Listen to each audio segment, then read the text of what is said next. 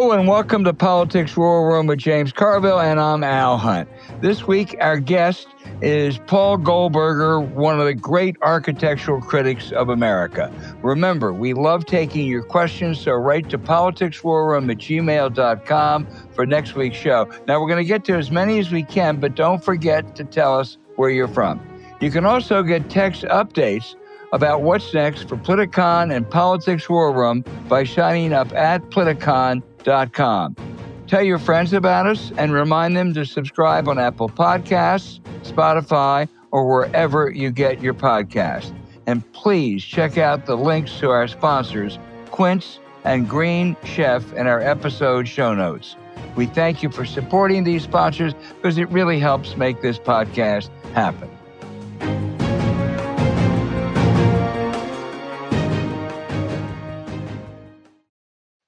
Hey, James, the White House believes that Americans are going to rally behind Trump as a global statesman. He claims he's resolved 9, 10 wars, whatever. I soon expect him to claim credit for ending the Peloponnesian Wars. But let's look at the Associated Press poll out last week. Voters gave him credit for his role in the Gaza truce. There's still a way to go, but he does deserve credit. However, his approval was miserable, 37%. Now, that may be a little low, but Reuters has him at 42%. Why? Voters want to know, why haven't you kept your promise to address the cost of living? He claims he's beaten inflation. Tell that to a bus driver in Newport News.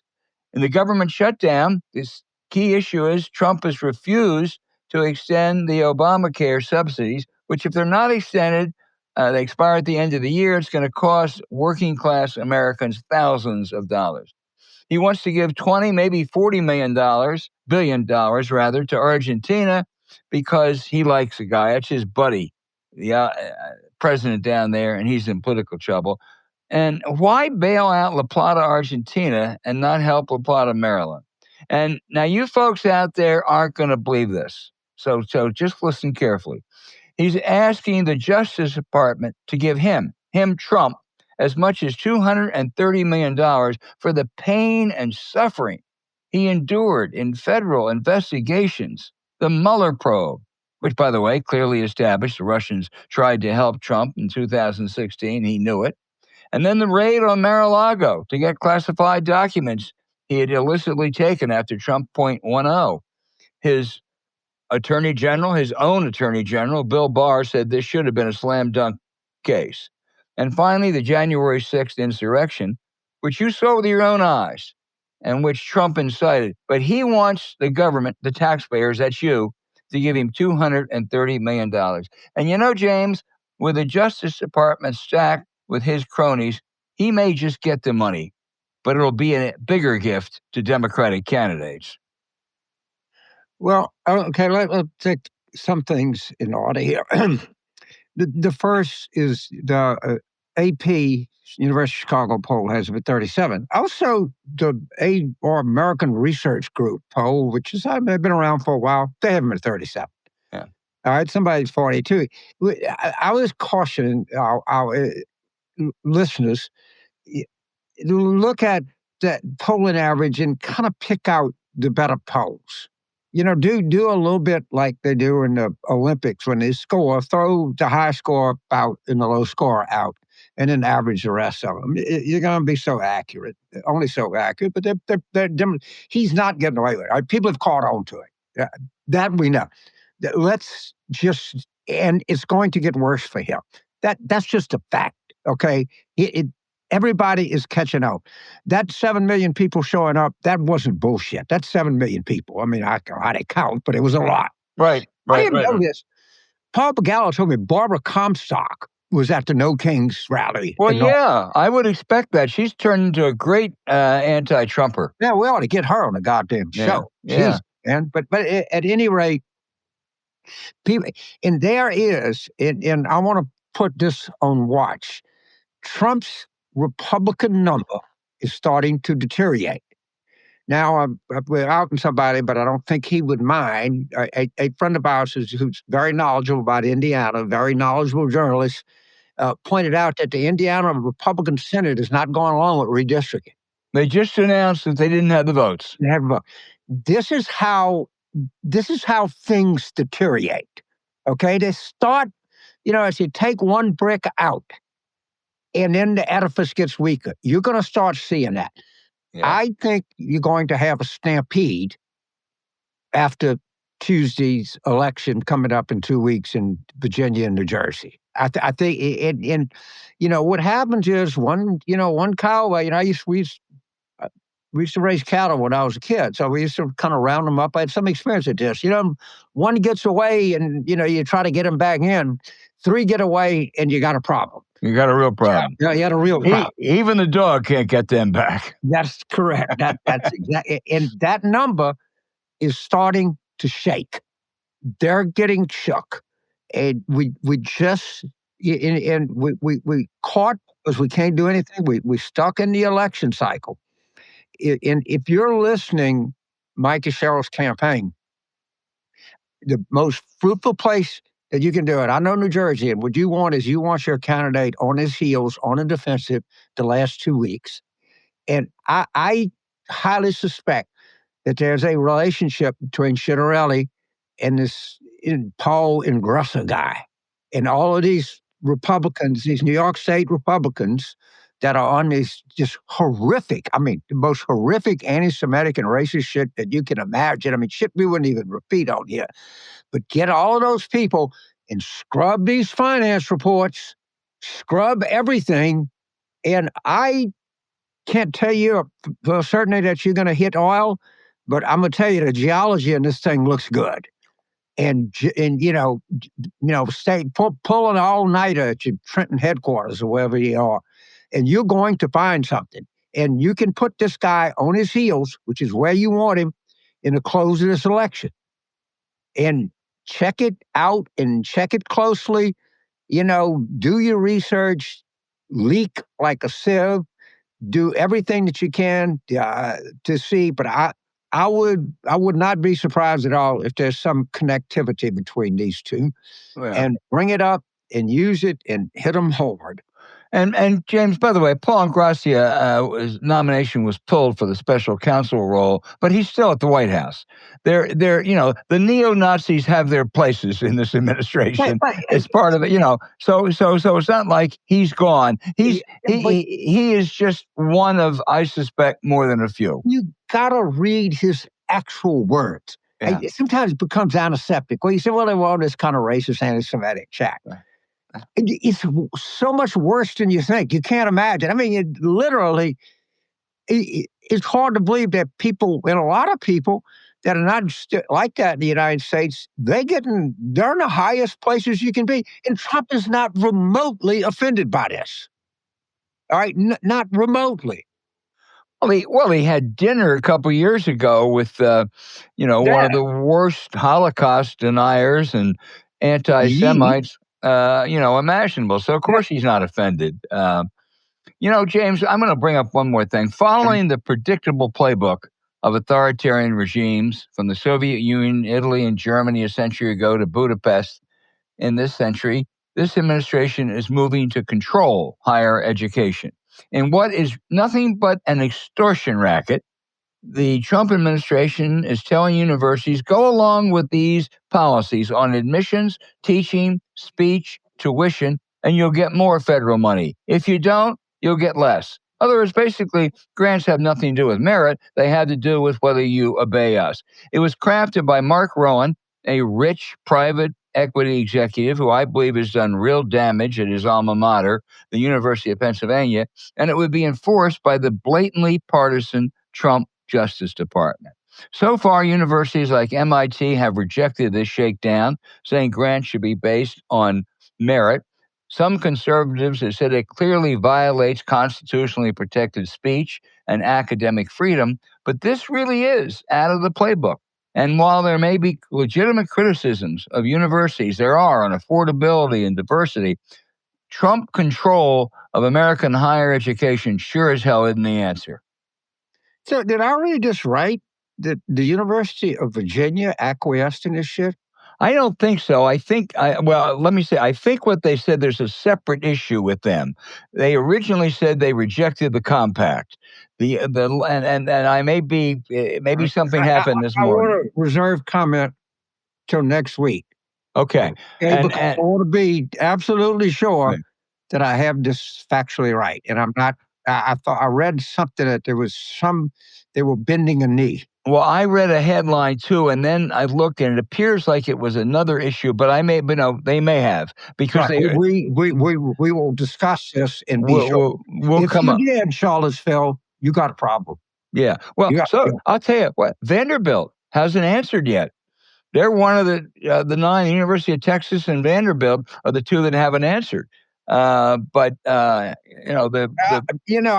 would give Texas slightly more leeway than Vanderbilt because they are somewhat on the public sugar tier a little bit. I wouldn't give Vanderbilt and I wouldn't give UVA an ounce of leeway. Oh, I would not, but I wouldn't give Texas either. I said yeah. a modicum. I don't mean very much. Yeah, I mean, yeah.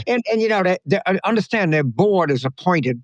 There's nothing but Republicans on that board because they have nothing but Republican governors. So I don't have any Virginia, Vanderbilt, nothing. Right. I mean, some people it's just the politics of the time.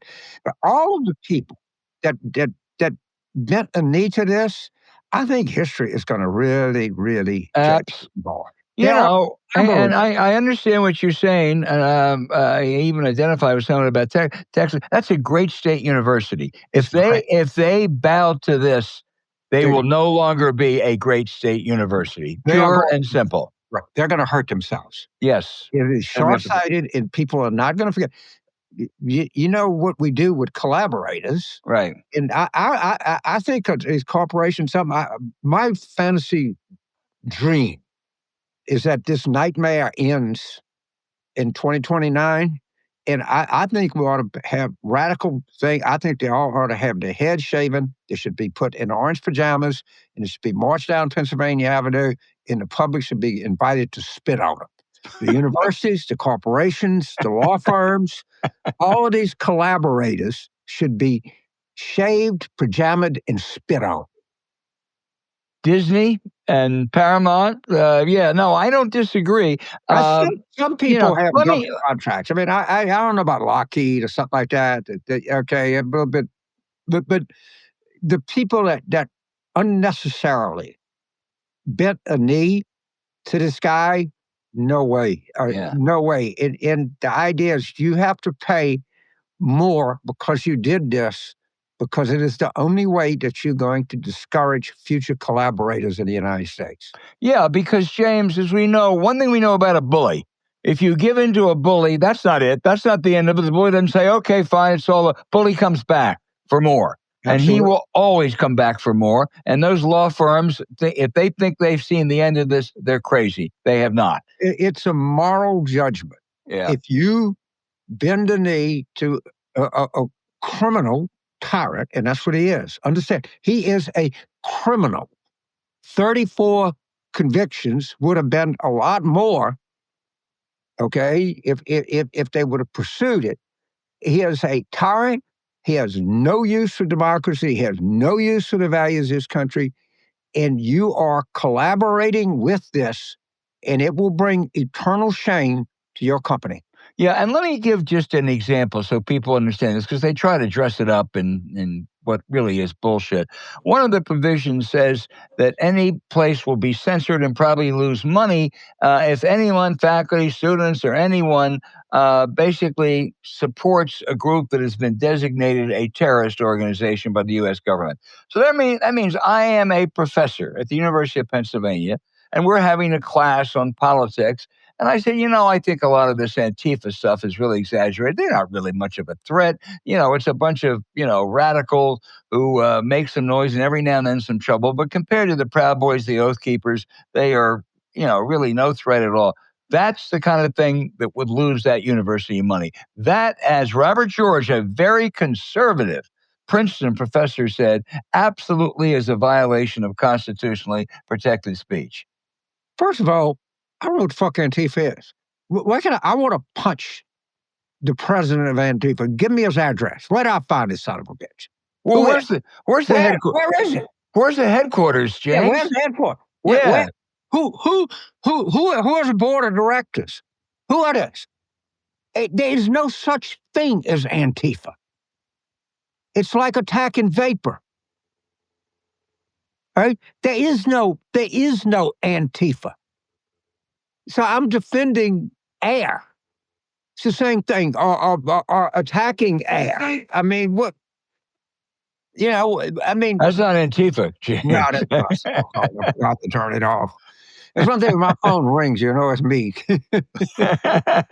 But yeah, I'm serious. It would just keep, and they loop into this, and they keep repeating it, and it doesn't exist. There is no such thing as Antifa. It's not an organization. There's nothing. There is such a thing as the Communist Party USA. And the Proud Boys. Yeah, And there's a Proud Boys. The Oath Keepers. Absolutely. The American Nazi Party. Yeah, yep. It exists. Even the Ku Klux Klan still exists. Yeah. But what always do, I think this stuff, I'm serious. I know, I think this thing is starting to unravel. And when they start to unravel, they unravel quickly. And, you know, I spoke last night, Albert, to a group of Virginia Democrats to raise money for the state house. By the way, the House majority leader in Virginia is one impressive son of a bitch. I got to tell you, man. Don Scott. There's so many impressive Democrats out there you can't imagine. Yeah. But whatever, and I believe this, and I told him, I says, I'm not looking to win. That's not what I'm interested in. I'm interested in what I call a John Hancock election. It's unmistakable that you can read these results without your spectacles. We're going big. We're going big. And I think we're going to win big. And I think if the Cheryl gets a good close, I think she can surprise people on the margins in New Jersey. I'm not into the, oh my God, woe be me. Maybe I'll be disappointed, but I don't think I will. No, I feel good about her race too. I feel good about all the Virginia races, including the state legislature. How about the attorney general race, though? That's a tough one down there in Virginia. That guy really created problems for himself. You know, how much, the philosophical discussion is, if Spanberger wins by double digits, can this guy lose? Mm-hmm. Okay. He was kind of really, really stupid. He was texting with a Republican female legislator, and he put this stuff, I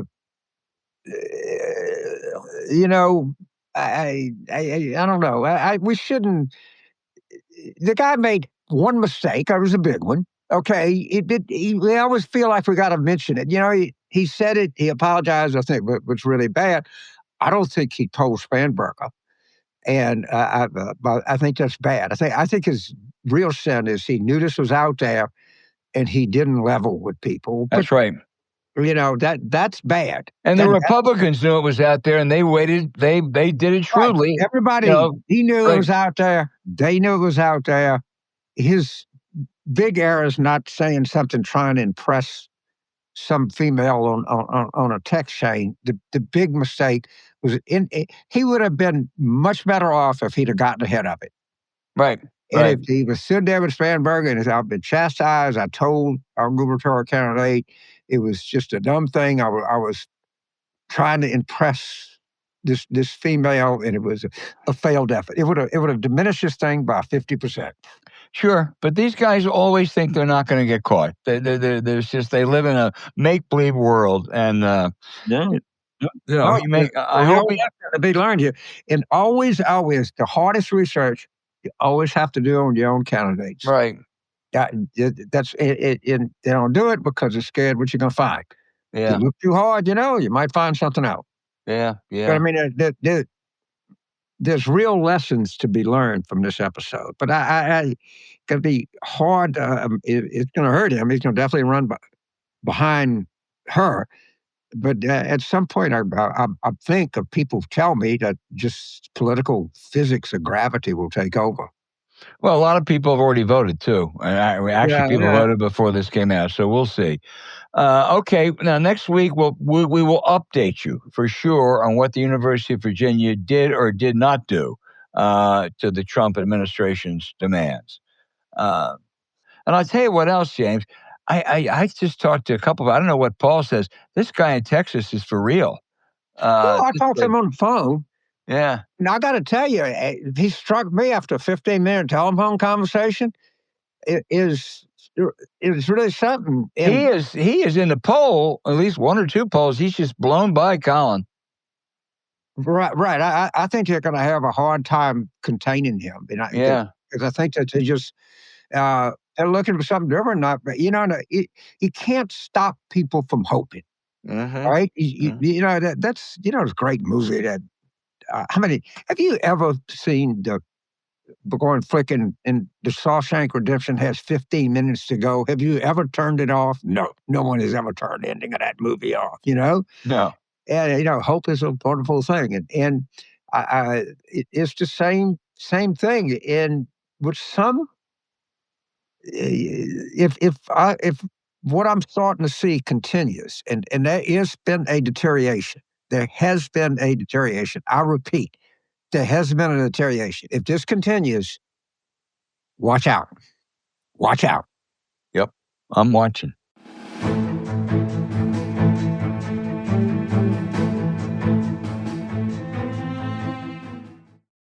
Show off your style this fall with Quince. It's amazing if you took how much money you spent on clothes. Probably me a little bit less than most people.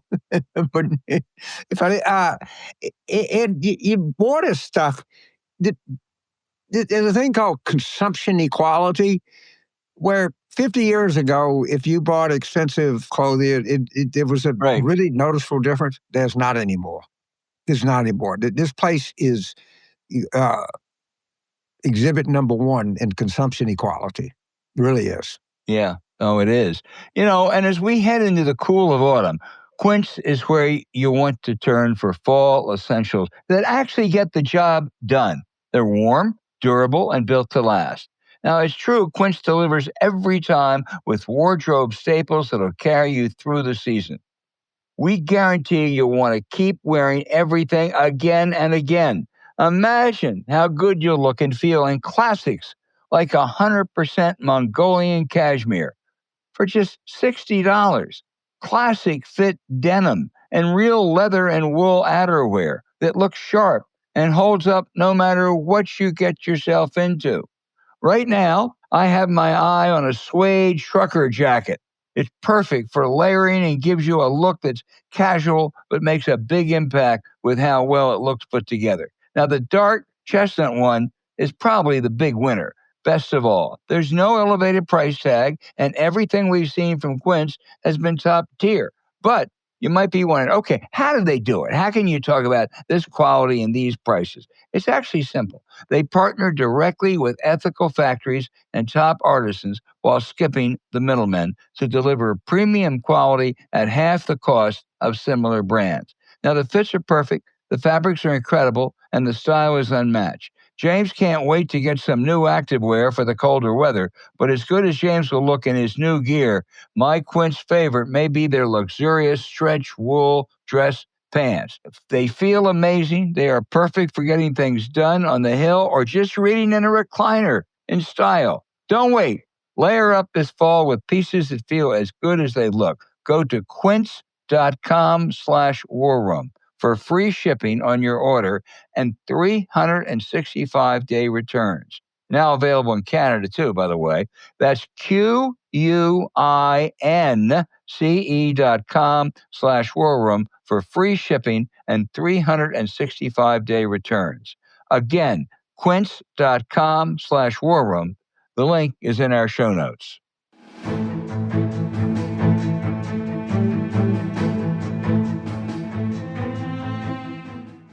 Hey, James, our guest is Paul Goldberger, a contributing editor to Vanity Fair, former architectural columnist for The New Yorker, widely considered the most knowledgeable and influential architecture critic in America. Couldn't be a better week to have him on. Paul, we are honored to have you on. But for years, you have not been a fan of Donald Trump's building. You once called them Gaudy and Banal. In his second term, he's much more into building and changing the landscape of Washington. What's your general assessment of what he's doing and how it's going to change the look of this town? Well, he's already begun to change it a lot. I hope it's not permanent. We thought for a little while it was just going to be the inside of the White House. Then all this other stuff started happening. I think he really wants to make Washington something. He wants to make Washington an imperial capital, which, in the fact, the whole idea was that it was not that it was a very different kind of place, that it was a simpler town with a kind of understatement to it. And understatement is not a word he particularly understands.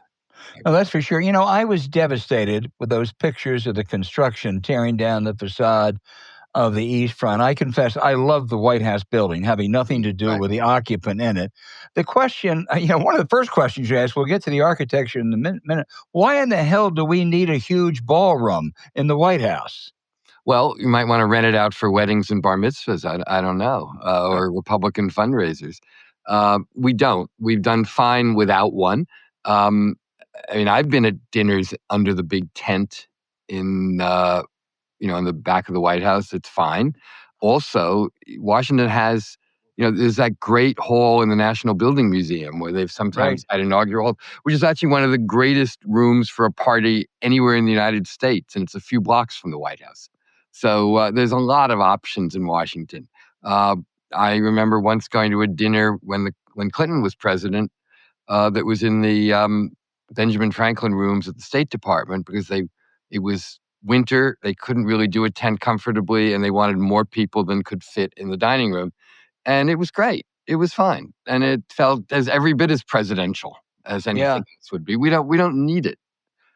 And they keep, the White House has put out all this stuff. Well, presidents have changed things from Teddy Roosevelt through Jacqueline Kennedy. But I don't ever, obviously they built the West Wing at one point. But, for 100 years, I've never seen destruction like this for such a dubious purpose. And it just looks awful. It looks awful. I mean, it's not, it's not a good, not good visuals. This kind of thing.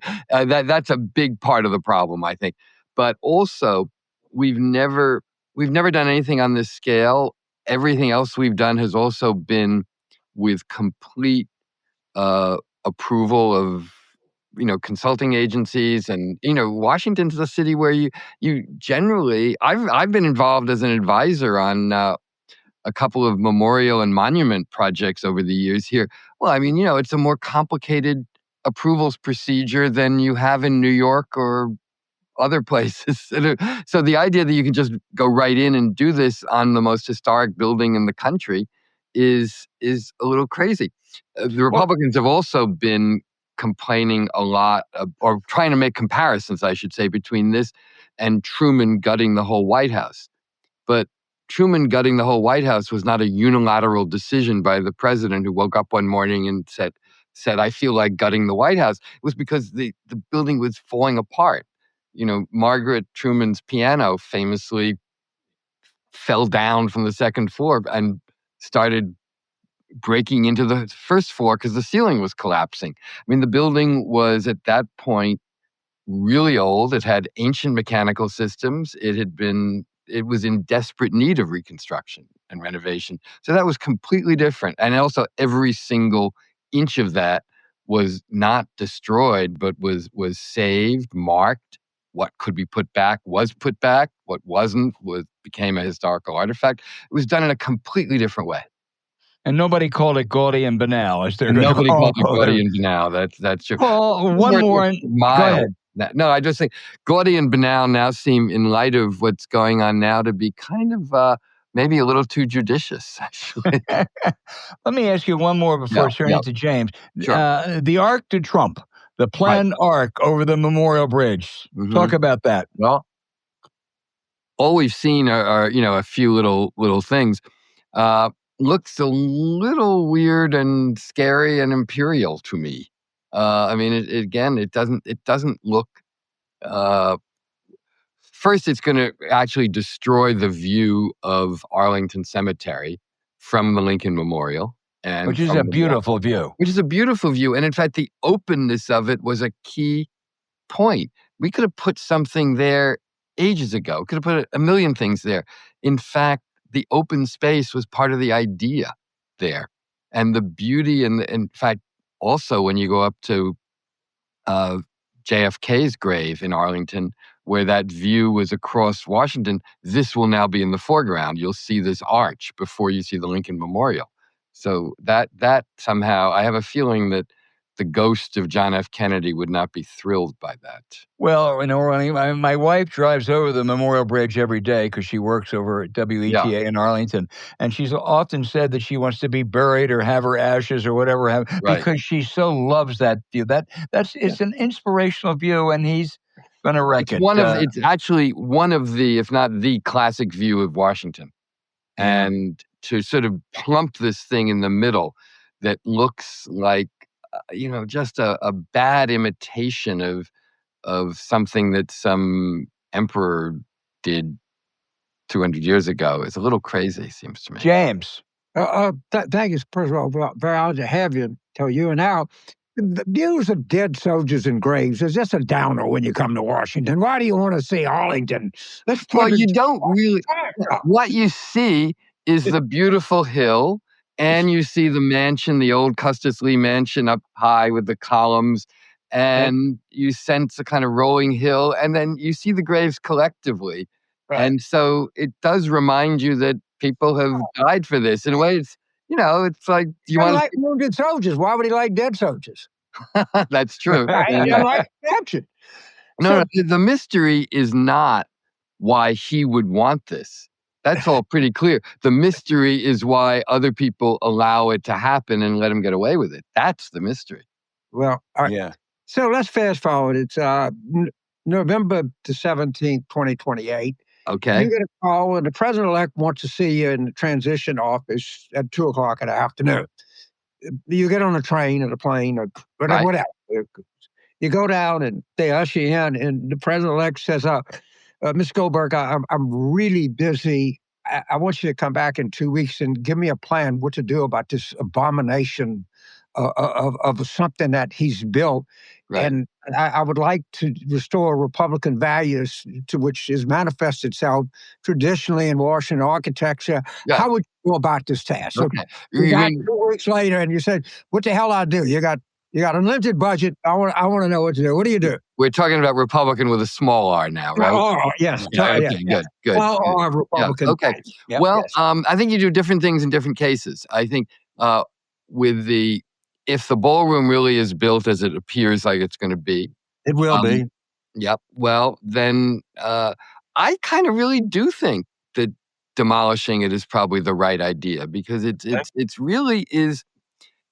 It's very destructive of what the White House stands for. It destroys, and it just, sadly, it looks tacky, badly designed, and it's destroying not just the symmetry of the White House, but the fundamental modesty that is inherent in democratic architecture, I think, which is not supposed to be about overwhelming value. You're right, exactly. So that one, I think you kind of restore the White House to something closer to what it was.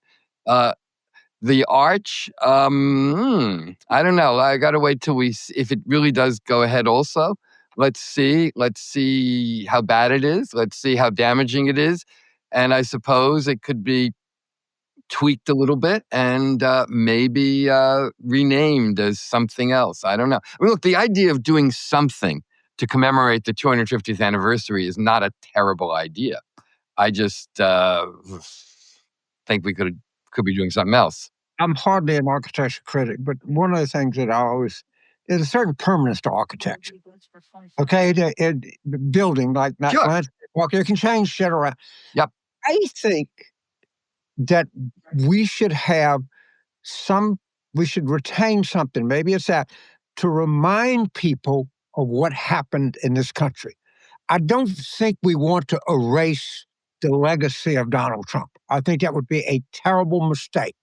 I think children and people from around the country, when they come to Washington in the year 2041, there should be some architecture to remind us of how we lost our way. I agree. I think that's actually really right and really perceptive. And I think that's why I'm not sure if both of these projects go ahead as it looks like they will, I would take down the arch necessarily. I think restoring the White House, maybe, but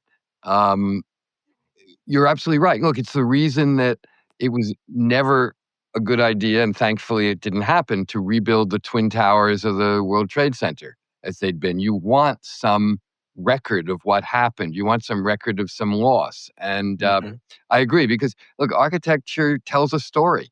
It's not just about keeping us out of the rain. It also, it tells a story, and it's a way that generations speak to each other, really. And so you're totally right. We need some reminder, and you put it exactly right, of how we lost our way. Unfortunately, we've got to find our way before we're ready to remember how we lost our way. but yes, but good point, Paul. You're totally right, and so yeah. I just, as a man of editorial history, I never believe in denying history. I mean, I think some of the best stuff I've seen is in Berlin. I think the monument to the 6 million slain Jews, I said, this is never going to work. When I went there, it actually worked pretty goddamn good. Yeah, totally right. You are totally right. Yeah, and in fact, look, part of the problem we're dealing with right now is the attempt to deny history of this administration right now. They're running around trying to deny history, and it doesn't work. And it ultimately is, history is going to come back and bite you in the ass anyway, one way or another. So, and you have a better chance of moving forward if you understand it. The idea that we're not willing to teach kids anymore about the evils of slavery is just it's beyond offensive. I'm going to turn it back now. I have a quick question to us. Sure. I've lived here. I spent a lot of time here. What's your favorite building in Washington? Is it one that just kind of linger in front of it? Damn, they did a good job on that. That's a great question. Oh shit, there's actually a lot of them. Although I will also say sometimes my favorite thing to do in Washington is just wander around Georgetown, just the totality of it, and walk around the streets more than any individual building. I love the National Gallery, both the new and the old parts, but the old part more, probably. The White House, of course, that's another reason I feel so upset to see it.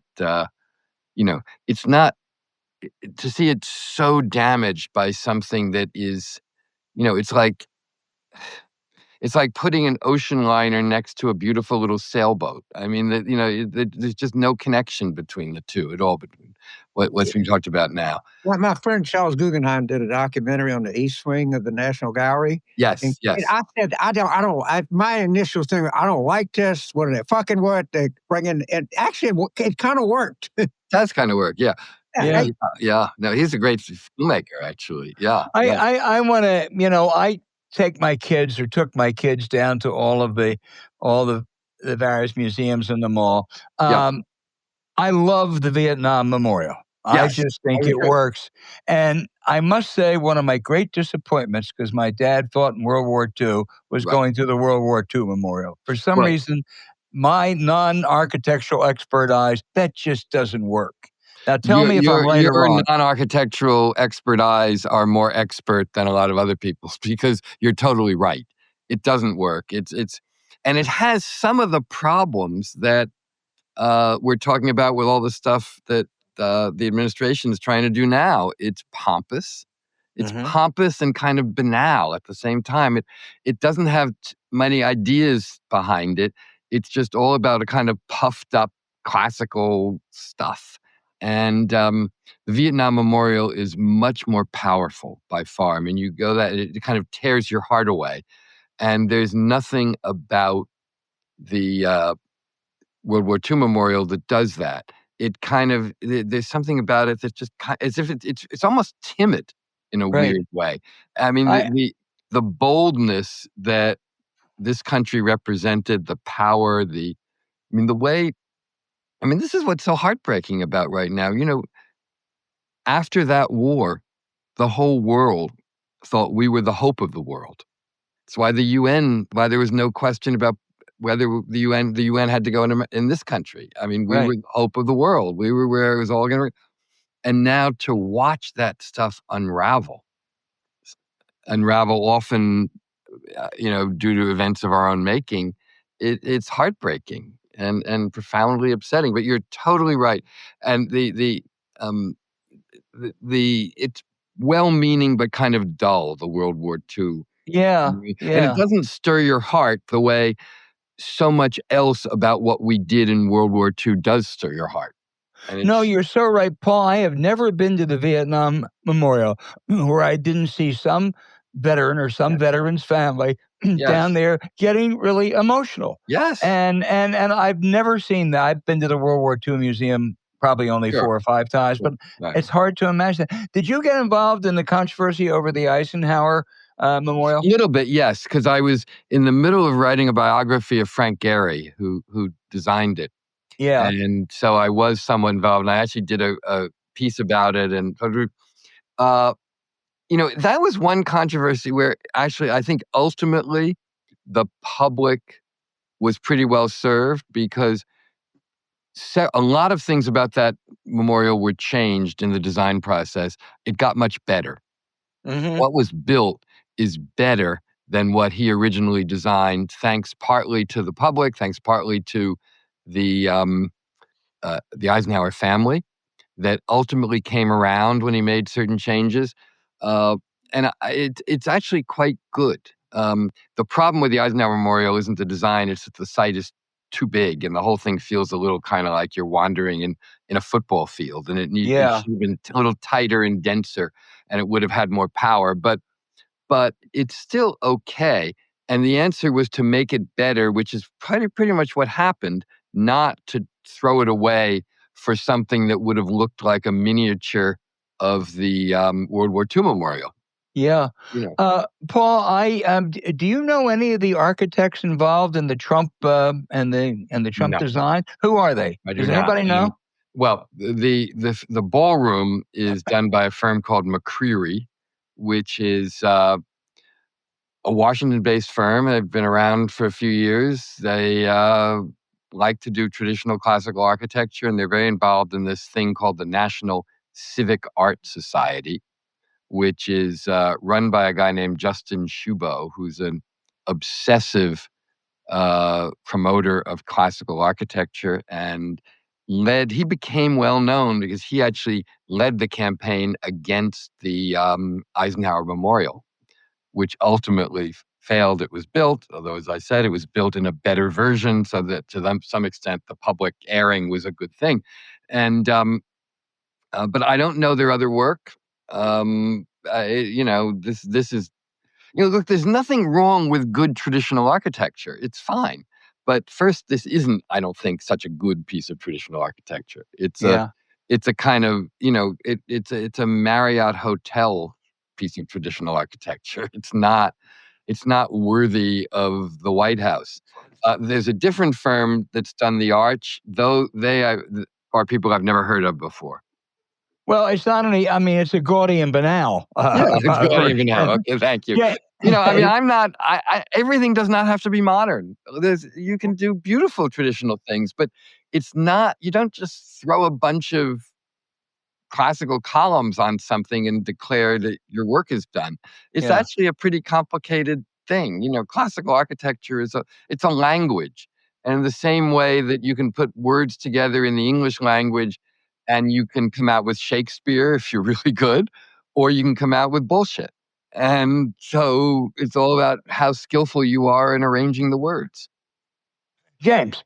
Uh, I'll just make a comment about the Vietnam War. I'm a Vietnam era vet.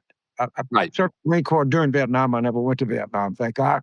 I went one time, and I'll never go back. The only time I would consider going back is if I live long enough and my grandson is kind of old enough that I can take him. Right. And I think it was really important that we got Vietnam right. And I'm Yeah. not so concerned that we got World War II wrong.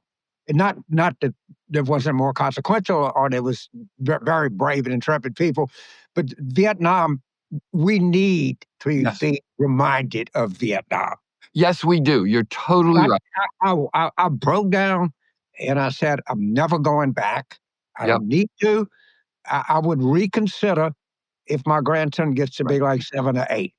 Right. So Yeah. I want to ask you, Charles Guggenheim, Yes. friend that did that, he had a theory that when you have unlimited materials, the architecture is crappy. Where you have limited, where you're just working with wood, or you're just working with one thing. That's why he was very down on Los Angeles. Ah. They could do anything they wanted, and Right. Well, some validity to that. I think he's right. I wouldn't make it a question of materials. I would put it differently. I would say that ultimately you do better when you have some constraints. Okay, and the constraints can be materials, they can be function, they can be money, they can be time. But when nobody has ever done their best work, when a client says to them, spend whatever you want, do whatever you want, then you need architecture is basically solving a problem. So you need to know what the problem is and have the tools for it, and you don't throw every last thing at it.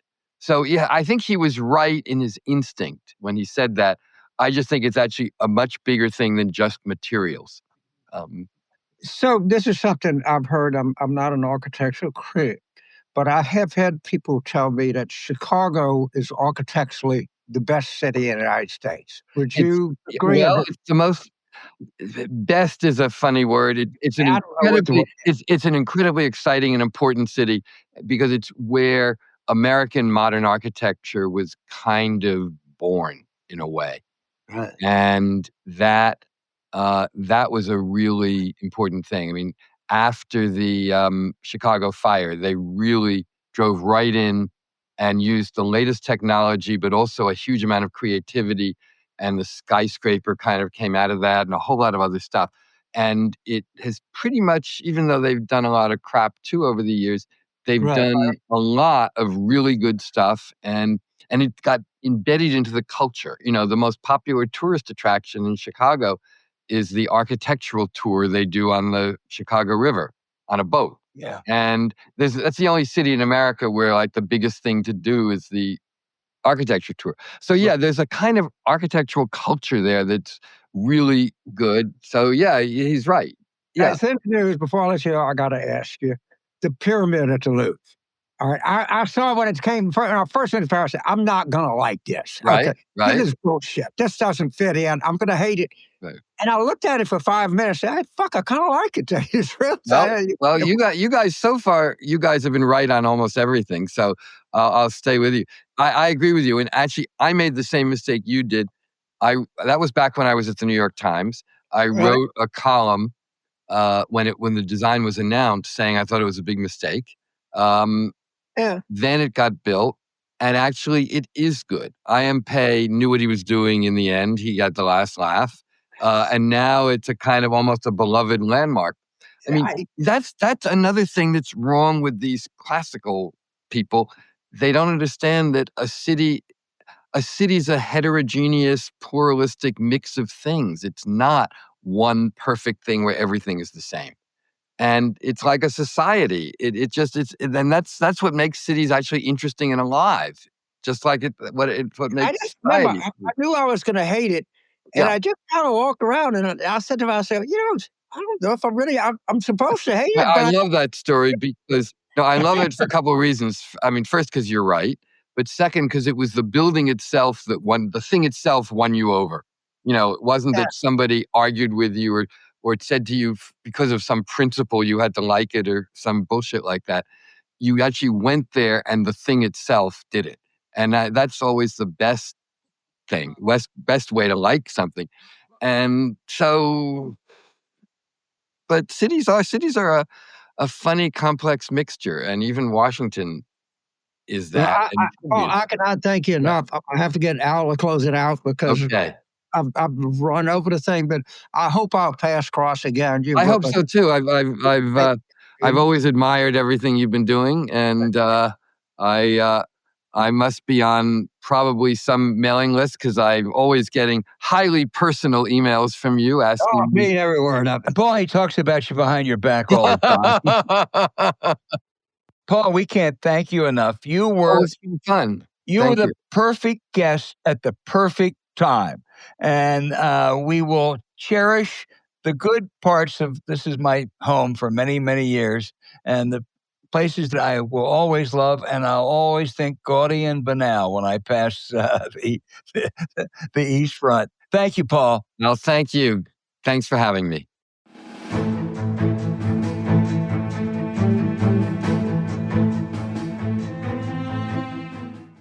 Make food prep quick, easy, and delicious with Green Chef.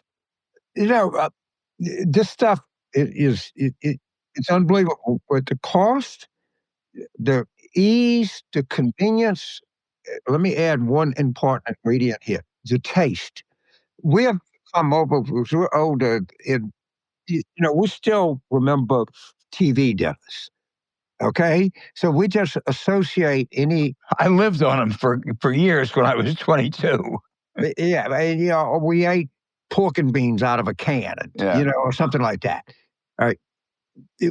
One of the great revolutions in food industry has been the ability to do stuff like this. The difference in quality between what you get here and what you get at a fine restaurant in New Orleans or Washington is not very much. You should take advantage of this at every junction. It's good for the whole family too. It's not that you don't have stuff that your children can or something like that. It's great.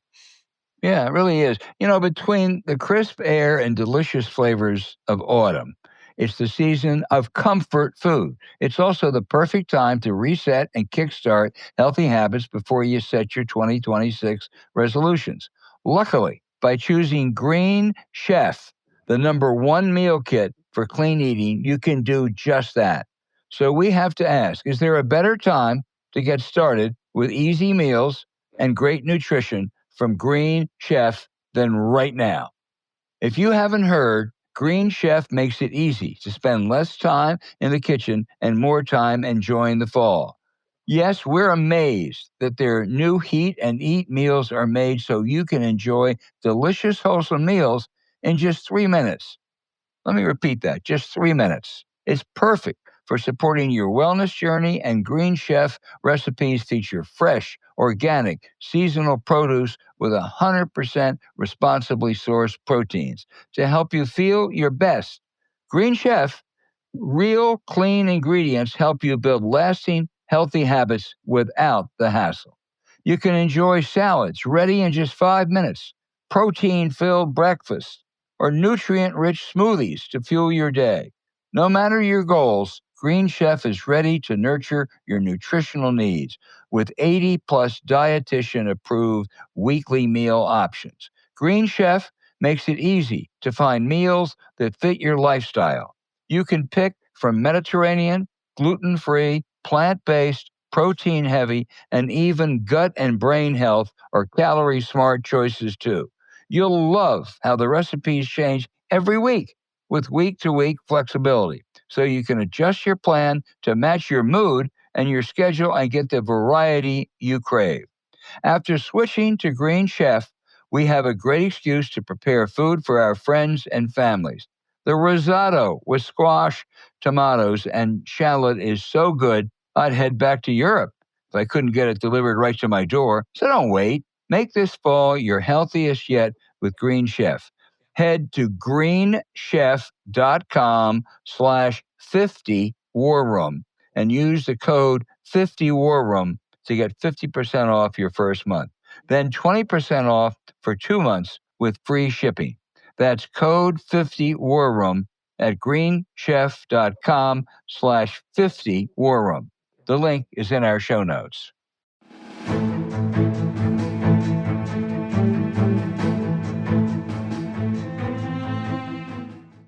Okay, James, now for the outrages of the week. You know, when a criminal who has been out on bail or parole commits another crime, right-wingers invariably criticize prosecutors or judges as being anti-law and order, permissive people. Christopher Moynihan, an upstate New Yorker, has been arrested for threatening to assassinate House Democratic leader Hakeem Jeffries. The linkage? Moynihan was one of the insurrectionists who broke into the Capitol January 6th, trying, at Donald Trump's behest, to overturn an election that Trump lost. He is also one of the January 6th criminals convicted, and along with all the others, he was pardoned by Donald Trump. James, when do you think we'll hear from our right-wing friends criticizing the law and order guy in the White House for being so damn permissive? Well, I don't think they don't do that much anymore. All right, if they send in the stupid National Guard, I keep repeating, we know how to deal with this problem. When I look at some of, I use this to just expound on something that is very true. The decline in crime is a great American success story, and most of it is being led in Democratic cities by Democrats. There is no reason in the world that we should even begin to take a backseat on this issue. The idea that they're better on crime than Democrats was formed, over a period of time when there was some kind of idiotic, impractical positions that some Democrats were taking and stuck around a long time. That's no longer the case. And I think we got to be very, very aggressive on this issue. The other thing, because I'm talking about this earlier, this gives me a chance to expand on something. What should we do about the flirtation earlier in this decade and toward the end of the last decade? Some Democrats with identity politics. Clearly, that's not fashionable anymore. I think it's true. AOC has scrubbed her website. It was one of the most politically damaging things that I've seen in this century in politics. And the question is, should we just be satisfied with the fact that we won, that no one talks like this, or should we affirmatively point out to people that we reject the tenets of identity politics and the language of identity politics, and should we attack them? I am moving quickly in camp number 2. I think we got to point out just how I don't think these people were bad people, but just how idiotic politically this is, and there's still some outposts of identity politics in communications, and they need to be eradicated. Now, I no longer support the National Public Radio. I think it's one of the most destructive organizations to American progress that exists. I do. Well, I disagree on that. Yeah, well, they keep adhering to a toxic, idiotic ideology. And why should I pay for them to do that? But we're going to just disagree on that. Well, the reason I'll tell you, James, because the place in western Alaska, which had this terrible, terrible weather, the only outlet they have, the only thing that people know out there's no newspapers out there, there's no digital news out there, is public radio. And that's true in a lot of places. You're not talking about Boston or New York or Washington. You're talking about little places like western Alaska that face an emergency. Yeah, we'll have a fundraiser, okay? But the toxicity and the stupidity and the continued adherence to political idiocy cannot be justified because people in western Alaska need a weather report. You can multiply that 100-fold. Little towns all over the country. Talk to your friend Andy Bashir about the importance of public radio in the state of Kentucky. 100,000 people can tell me, and I'll listen to it, and I like a lot of it, but they keep doing this crap. Well, good. What you want to do is you want to criticize what you don't like, and not throw out the whole baby. They've had enough. They've had enough time to redeem themselves. They're irredeemable. They're irredeemable. Well, Okay, but I guess a broken clock can be wrong twice a day. Anyway, I guess. But you know what? When you're wrong, you don't need to. You just stop using that idiotic language, and they won't stop. But at any rate, that's just one of the things we're going to disagree on.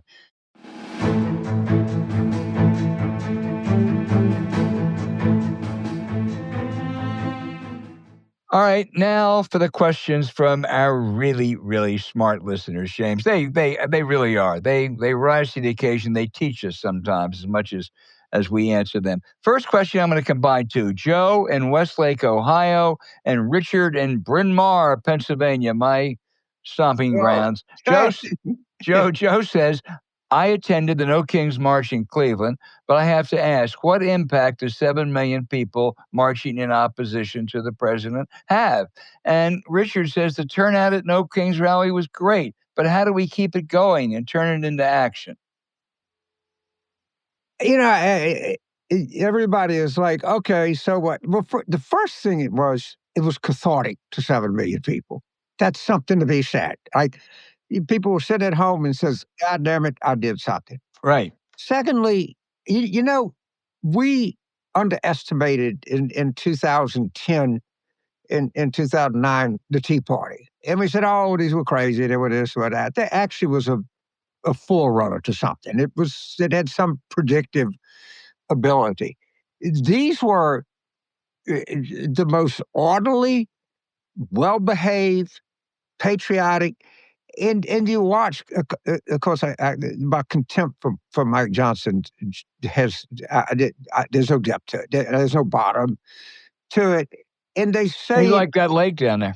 Yes, a Chafalaya River that has no bottom. River, right. Without a bottom. Mike Johnson has no moral, no ethical bottom. None. And he also has zero self-awareness of how big of a goddamn hypocrite he is. But be that as it may, they're going to find out, to their very surprise, that a lot of real Americans, I believe, have been energized, activated, that this is a manifestation of something that we're going to see carried through in New Jersey and Virginia. And I just got a text, an unpaid advisor, Republican nominee for governor of New Jersey, advocated a ban on same-sex marriage. And he doesn't take any money from Jews. Right. I mean, it's coming, folks. It is coming. It's coming big time. And for God's sakes, scrub Chiarelli, keep him on the defensive, beat him bad, make him answer, make him responsible for what all these racist, goofy people out of supporting him are saying. Now, the story's on Politico. Unfortunately, I got blocked on my cell phone to read it, but look it up. Look it up as we talk it. Yeah. No, I read it. You're right. It said well, apparently a top supporter of his said, I'm against same-sex marriage, and I don't take any money from Jews. But in any event, next, right, they can return all the Jewish contributions here. Well, it wasn't the candidate. It was his top aide. It was a big unpaid advisor. Just do anything. Call on anything. Call him a dropout. Yeah. Just keep the microphone in his face. Hit him hard. Hit him. Mike in Uncastville, Connecticut. I don't know Uncastville, Connecticut. Right. He says, why? This is a good question. This is a really good question. Why am I not hearing anything about the FBI investigation of Tom Homan, where they have him on video accepting a paper bag loaded with $50,000? Mike, you are absolutely. They are running away. They are ducking. They're afraid of this. This guy in September of 2024 on an undercover FBI sting operation takes $50,000, promising that if Trump's elected, he's going to get contracts for these people who he thought were bidding for contracts. They really were FBI sting agents. $50,000, put it in a Casa Laundry grocery bag, and won't tell us what happened to it. And when you watch J.D. Vance on George Stephanopoulos' show or Pam Bondi before the Senate Judiciary Committee, they don't want to answer this. They keep saying, well, Tom wouldn't do anything wrong. Of course not. Tom, it's time to know. What did you do with the 50 grand? What did you get for it? Did you give it back? After all, it really was taxpayers' money. And if you didn't give it back, did you do anything for it? And did you declare it on your income tax return? This is something that should not go away. This guy is a big figure in this administration.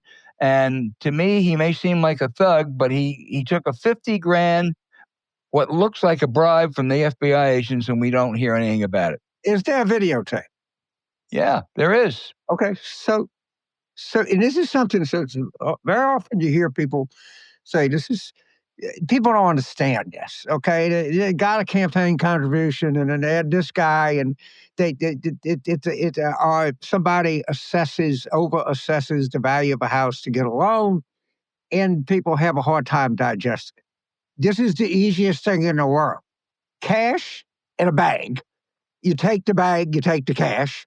It's on videotape. So what's going to happen when the Democrats take the House back? This is why these congressional elections are so important. And they have a congressional subpoena. Well, you're going to have to make the Supreme Court go through a lot of intellectual flip-flops or whatever they do. They'll probably do it. But, man, you got a bag, $50,000 of cash, and a high-ranking government official. Everybody understands that. And an FBI. Yeah, FBI right. Understands that. And there's a videotape. Right. It's out there. And we got to, in Georgia, did a good job. Every time they go on, if you don't ask them, why won't they release this? Make them fucking answer. All of them. Not just him, not just Pam Bondi. Make Marco Rubio answer it. Make everybody answer it. Where's the 50 grand? Where's the bag? Would you, if you were in the Senate, Secretary Rubio, would you subpoena this paper bag? Would you subpoena this video? We're just not fucking tough enough. Listen to me, New Jersey. Hit this son of a bitch hard. Everywhere you can hit him. James, another good question from E, whatever E is. And he or she is from Kentuckiana. I assume that's the border of Kentucky and Indiana. But says, what strategy do you think can be used to clean up this clearly corrupt Supreme Court? Well, this is what I believe. I believe that the Democrats, if they win in 2028, I don't think they should say anything. There's one way to clean it up, and that is you go from 9 to 13. That's it. Mm-hmm. Anything else, they're going to say, it's a separate branch of government. We're not subjected to, they already tell you, they're not subjected to any ethical rules. That they're played by entirely different. A third grader is held to a higher ethical standard than the Supreme Court justice. You're not going to change that, so just go to 13 when you get power. Bingo. Yeah. That's all you can do. It's terrible policy. There's all kinds of reasons that you shouldn't do it. And by the way, make Puerto Rico and D.C. a state. Add 4 senators. It's desperate times require desperate measures. Don't talk about it. Don't run on it. Run on it. Talk about how you're going to help them. And the way that should really help the middle class is expand the Supreme Court and and don't have 50 states anymore, have 52. It's not that much trouble to add a couple more stars to the flag. Right. The next question comes from Dave in Fairfax, Virginia, who says, what are the swing states you think candidates in 2028 will be focused on? Will they be the same as 2024, or will we see states like Georgia finally go solidly blue? Dave, sometimes there can be, huge changes over a period of time. It was only 35 or 40 years ago that California and New Jersey were basically Republican states, and West Virginia and Arkansas were basically Democratic states. That obviously has switched. I don't see any big switch right now. Maybe you don't see it till it happens. Democrats say Texas will become a swing state. They've been saying that for 25 years and it hadn't happened. Maybe someday it'll happen. But I think it's going to be the same as you saw before, the blue wall, Michigan and Pennsylvania and Wisconsin. And then Georgia will not be solidly blue, but it could be purple, and North Carolina and a couple of those states out west, Arizona and Nevada. Now, maybe 1 or 2. I think Iowa may be added to that list. But it basically is going to be the same as 2024. I dissent. And as my authority from my dissent, I will quote Vladimir Lenin. Stop. Okay. God was a lot of things. He said, history goes decades with nothing happening. And then sometimes history goes weeks with decades happening. I think that can be true of politics, that political change sometimes happens on history's clock in a very, very short period of time. It's not an evolution. And to some extent, it's a revolution. And and remember, we're 1/8 of the way into this administration, and he's already at 37%. The image of the Democratic Party is in the toilet. It's at 31. If they start winning elections, and by the way, I think they have a golden issue on the shutdown. I think there's a golden issue with these subsidies. And one of the things is speaking to a bunch of people, and I did not realize what a difference these subsidies for health insurance make. I thought it was going to be like $175 a year. It's no such thing. Thousands. And it should be running ads now. Now is the time to start kicking the shit out of them. Don't wait. Don't wait till we get in an election cycle. Raise all this soft money. There's Democratic money pouring in everywhere. Do an ad, put it online, ask these big people to fund it. Start now. Start pummeling them, saying, this is what it's about. And this sort of both sides of bullshit that, well, it's just another example of Washington dysfunction. It's a he said, she said thing. No, it's not. The people have no money. They can't afford it. And they are going to do this to give rich people a tax cut. The public is engaged. And if I see one more goddamn chin scratch on TV saying a pox on both of your houses, this just shows just how dysfunctional Washington has become. No, there's something that is really at stake here. And you got to drive it home. It's at stake. So what new states will be added to the swing states block? I guess it was Yogi said predictions are very hard to make, especially about the future. Think of states that have a lot of college people moving in and a lot of old white people dying off. Okay. I'll go with North Carolina, Georgia, and Texas. Well, North Carolina, Georgia, I agree. I'll go with the solidification, the continued march of blue toward Arizona and Georgia. But remember, we need an inspirational candidate. Great political changes are not by issues so much as they are by inspirational people. Right. And I think that we could have, I just was farting around last night with some friends of mine texting, and I said, what % do you think a Mitch Landrieu, Liz Cheney ticket would get in 2028? A lot. And by the way, that's not the only combination out there that would really shake up American politics. We are in desperate times, people. We need to try different things. The same shit is not working. Be bold.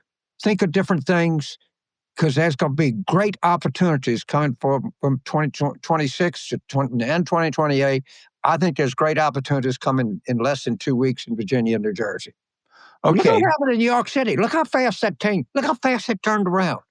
Yeah. All right? Remember, change can come so fast, we're not accustomed to it. And I think it's coming. I hope it is. I'm praying for it. Okay, let's get back to the present, because Annie in Minneapolis, Minnesota asked you, why are Steve Witkoff and Jared Kushner negotiating the Israel-Gaza crisis? They're not in the government or the cabinet.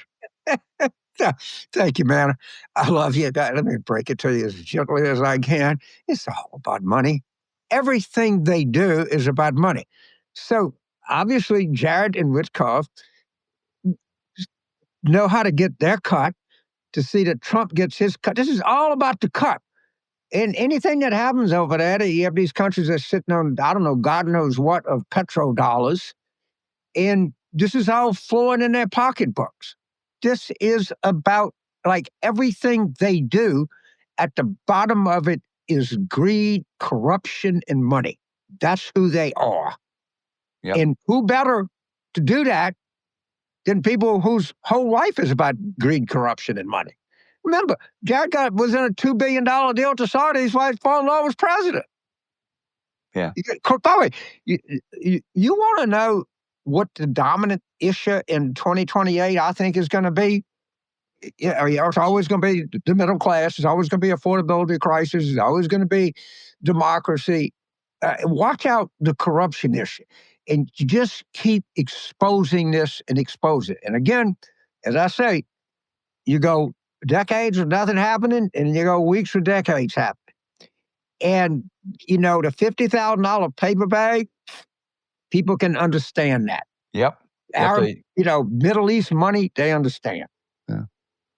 Okay. Annie, I think you've been given your answer here. Douglas, I'm going to do you a favor. I'm going to ask your question, even though Douglas says he is not on any weird island. We have never had a question from a weird island. Those are great islands. What is a weird island? I don't know, but anyway, Douglas, you say, is there a Republican congressional representative in a vulnerable district the Democrats should focus on to get them to switch their vote on the Epstein petition?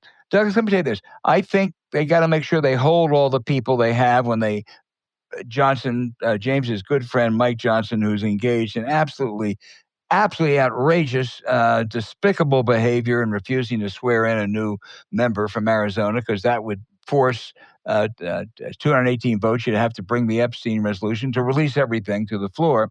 If they get that, I worry a little bit about Nancy Mace being pressured off. But if not, and it comes to a floor vote, you're going to get a lot more than 218. You're going to get a lot of these Republicans are going to be protecting themselves. It's just, they can, as Joe Louis said, you can run, but you can't hide. And Mike Johnson's trying to hide. He ain't going to get away with it. You make a good point. This is what I'd say.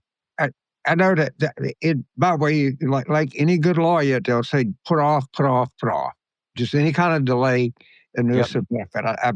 I've seen good lawyers. I've seen them around, and they believe in delay as much as they believe in anything.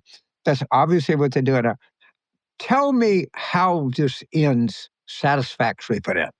What is, if you're caught up in this, if you're a Republican House member, give me your most optimistic scenario for the conclusion of this. There is none. Right. There is. It's not going away. It's too easy for people to understand. The criminality is too inbred. The crime is too easy to understand. This Virginia Guilford, if I'm mispronouncing her name, I apologize. This book is really something. It sure is. And what they did, can you imagine if somebody did something like that to one of your daughters or your wife? I mean, what they were doing was just unfucking believable. No. And what kind of weirdo would get any satisfaction out of forcing themselves on a child? In Mike Johnson, okay, and this is why I'm going to tell you my hatred for him, and I know you shouldn't have that, and I understand that. But he's so dishonest. He's so duplicitous. He's so self-righteous. And he would be appalled that he's doing it. He wants her family to be there for the swearing in. He just lies, and he does it like he thinks he's telling the fucking truth. Yeah. All right? I cannot. My contempt for him as a fellow human being, there's nobody. It's a Chapelai River. I just can't. I can't. Some of these people don't bother me. James, on next week's show, please tell us what you really think about some of these things. Okay. Don in Avondale, Arizona, asked, "What would happen if President Trump ignores or doesn't obey if, by any chance, he should get an unfavorable ruling from the Supreme Court?" On what issue? Well, on any issue, if the court rules one way and Trump says, "Hey, I'm going to ignore it. I'm not going to obey it." Well, the one thing you will know when the Supreme Court rules against him, it'll be because they think it is in the best interest of the Republican Party. You have to understand this about the Supreme Court. Whatever they say, you have to do, because they can lock your ass up. Okay? Right. You do not need to respect them. You do not need to think that they legit. This Supreme Court does not look at the facts and try to apply the law the best they can in a different interpretation. That's for They sure. are a fully owned adjunct of the Republican Party. And anything that and if they ever rule against Trump, it is going to be because they thought it was in the interest of the Republican Party for them to rule against it. They'll never make a ruling based on judicial interpretation or stare decisis or statutory construction or tradition or anything else. They are a nakedly political operation. You should look at them as such, but you have to, when they say something, these sons of bitches will lock you up if you go against it. Well, there's precedent for what you say, James. They voted against Trump after the 2020 election. That's because they thought Trump was yesterday. He was gone. The interests of the Republican Party were with others. They've changed their tune once they found out he wasn't yesterday. If they determine that it's in the interest of the Republican Party to rule against him, they're not in the Trump's hip pocket. They're in the Republican Party's hip pocket. Yeah. All right, listen. We love these questions. I'm even letting who was it? I let somebody by who just said that they were from Kentuckiana, but and someone from not on any weird island. But keep them coming. We'll just say some Evansville. Yeah, keep them coming because we love your questions. If we didn't get to them this week, we'll try to get to them next week. There's some Orangeburg.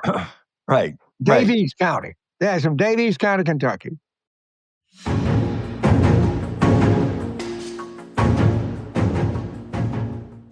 Hey, thanks for listening to Politics War Room with James Carville, and I'm Al Hunt. As always, send your questions for us by email to politicswarroom@gmail.com or tweet them for next week's show at Politicon. Following this episode, we'd appreciate it if you check out the links to our sponsors, Quince and Green Chef, in our episode show notes. We thank you for supporting them because when you do, you help make this podcast happen. Now, to keep up with us, subscribe to Politics War Room on Apple Podcasts, Spotify, or wherever you listen. And check out our Substack at politicswarroom.com. James and I are constantly adding new content, so go and take a look. You also can find other shows you might enjoy in the Politicon YouTube channel or when you search Politicon on your favorite podcast sites. Now remember, please rate the show with a 5-star review. We'll be back next week with another show as we continue our War Room planning.